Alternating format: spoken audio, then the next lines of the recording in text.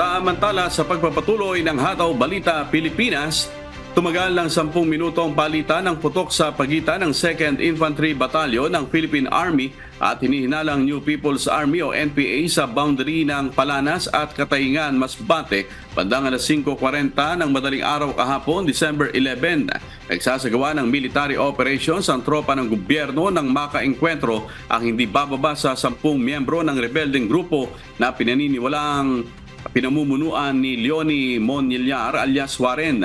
Na-recover sa pinangyarihan ng insidente ang isang M16 rifle, 5 magazine at mga personal na gamit ng armadong grupo. Wala namang naiulat na nasugatan sa panig ng puwersa ng militar. Patuloy pa ang ginagawang pagtugis ng militar sa mga miyembro ng rebeldeng grupo.